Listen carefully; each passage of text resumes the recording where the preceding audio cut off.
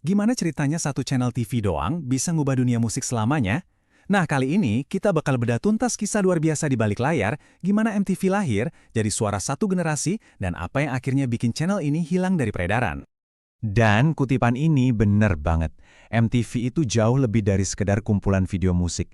Ini adalah sebuah fenomena budaya, panggung global yang ngasih suara dan identitas buat jutaan anak muda di seluruh dunia. Oke, coba kita mundur dulu ke akhir tahun 70-an. Waktu itu TV kabel lagi booming banget, channel kayak CNN baru aja muncul, dan di tengah-tengah itu semua ada sebuah celah di pasar yang belum dilihat siapa-siapa. Sebuah celah yang bakal ngubah segalanya. Nah, disinilah muncul seorang visioner bernama Bob Pittman. Dia ngelihat sesuatu yang gak dilihat orang lain. Waktu itu kan, video musik cuma dianggap alat promosi murahan. Tapi Pittman mikir, gimana kalau video musiknya itu sendiri yang jadi konten utamanya? Dia ngebayangin sebuah channel TV 24 jam non-stop yang ngomong pakai bahasanya anak muda, musik, dan visual. Terus lihat deh logonya. Ini bukan sekedar desain biasa, ini adalah sebuah pernyataan sikap. Mereka nggak mau nama yang biasa-biasa aja kayak The Music Channel. Mereka pilih MTV. Huruf M yang tebal dan kuat itu ngelambangin kekuatan musik itu sendiri, sementara TV yang dibikin gaya graffiti seolah-olah teriak pemberontakan dan kebebasan. Jenius banget brandingnya dari hari pertama. Dengan ide dan logo sekuat itu, MTV siap buat diluncurkan. Tapi, industri musik waktu itu masih skeptis banget. Mereka benar-benar nggak siap sama apa yang bakal terjadi selanjutnya. Coba bayangin momen ini. Mereka mulai siaran pakai gambar roket NASA yang meluncur, sebuah pesan yang jelas banget, kami akan bawa kalian ke tempat yang baru. Dan lagu pertama yang mereka puter, Video Killed the Radio Star. Wah, ini sih pernyataan perang yang berani. Dan ternyata, jadi kenyataan. Ya, tapi pastinya media-media lama dan stasiun radio pada ngetawain mereka. Mereka pikir ini cuma tren sesaat, eksperimen gila yang bakal gagal dalam seminggu. Mereka nggak sadar, mereka salah besar. Cuma butuh 5 bulan loh. Angka penjualan album udah jadi bukti yang gak bisa dibantah. Artis-artis yang videonya diputar di MTV, tiba-tiba penjualannya meroket. Kekuatan visual dalam musik akhirnya terbukti. Dan untuk pertama kalinya, radio ngerasain ada ancaman nyata buat dominasi mereka. Tapi ada sisi gelapnya juga di awal-awal perjalanan mereka. Awalnya, MTV nolak muterin video dari artis kulit hitam. Perlu tekanan dari ikon kayak David Bowie dan ancaman dari label rekamannya Michael Jackson buat maksa mereka berubah. Pas Billie Jean akhirnya tayang, itu bukan cuma video musik biasa. Itu adalah momen sejarah yang mendobrak tembok rasisme di industri hiburan.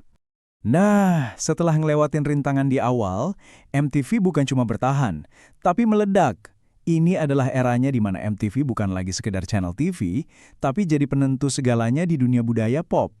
Mereka jadi begitu besar sampai-sampai mereka bikin acara penghargaan sendiri, VMA, di tahun 1984. Dan trofi Moonman itu jadi simbol semangatnya MTV. Selalu menjelajahi hal baru, mendorong batas kreativitas, dan menancapkan bendera di dunia hiburan. Di tahun 90-an, pengaruh mereka tuh udah nggak ketahan lagi. Lewat MTV Unplugged, kita bisa lihat sisi lain dari musisi-musisi terbesar, bakat mentah mereka. Mereka juga yang bawa hip-hop dari jalanan ke panggung dunia, dan ngenalin revolusi grunge dari Seattle ke jutaan orang. Dan ini bukan cuma di Amerika. MTV meledak di Eropa, di Asia, jadi fenomena global. Tapi ya, kayak semua kerajaan, masa keemasan itu nggak berlangsung selamanya. Pas masuk milenium baru, MTV mulai ganti arah. Sebuah perubahan yang bakal nentuin ulang identitas mereka dan memicu banyak kontroversi. Nah, ini dia pergeseran besarnya. MTV yang kita kenal dulu, yang fokusnya ke musik dan semangat pemberontakan, pelan-pelan berubah. Fokusnya geser ke drama, selebriti, dan ya, rating. Filosofi intinya bergeser, dari penemuan budaya jadi hiburan komersial yang lebih aman. Acara-acara kayak The Real World dan The Osbournes jadi wajah barunya MTV. Dan video musik yang tadinya jadi jantungnya, pelan-pelan kesingkir ke jam tayang tengah malam. Di Indonesia pun kita ngerasain adaptasinya lewat MTV Insomnia, bukti betapa kuatnya format baru ini. Buat banyak fans musik, ini adalah awal dari akhir. Ironis banget ya, MTV yang dulu jadi pengganggu terbesar buat industri musik tradisional, sekarang gantian diganggu oleh kekuatan yang jauh lebih besar. Internet. Dan kejatuhannya tuh cepet banget. YouTube datang dan ngambil alih peran MTV sebagai rumahnya video musik. Netflix dan layanan streaming lain nyuri penonton reality show mereka. Tiba-tiba MTV jadi kayak kejebak di tengah. Jadi kayak barang antik dari masa lalu, sementara penontonnya udah lama pindah ke platform lain. Sampai akhirnya keluarlah pengumuman yang ya udah nggak bisa dihindari lagi. Sebuah akhir yang pahit buat generasi yang tumbuh besar dengan menjadikan NCMT soundtrack hidup mereka. Format klasik yang mereka ciptakan secara resmi telah berakhir. Tapi warisannya itu abadi. Kutipan ini jadi pengingat yang kuat tentang apa yang udah mereka lakuin. MTV ngajarin ke seluruh dunia kalau musik itu bukan cuma buat didengar, tapi bisa dilihat, dirasain, dan dijalanin. Musik itu gaya hidup, semangat, dan detak jantung sebuah generasi.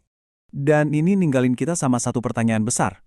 Di dunia kita sekarang, di mana selera kita diatur sama algoritma, dan kita semua hidup di gelembung media kita masing-masing, mungkin nggak sih ada satu kekuatan budaya kayak MTV yang bisa nyatuin seluruh generasi lagi? Mungkin nggak. Dan mungkin justru itu yang bikin kisah MTV jadi begitu spesial dan nggak akan pernah bisa dilupain.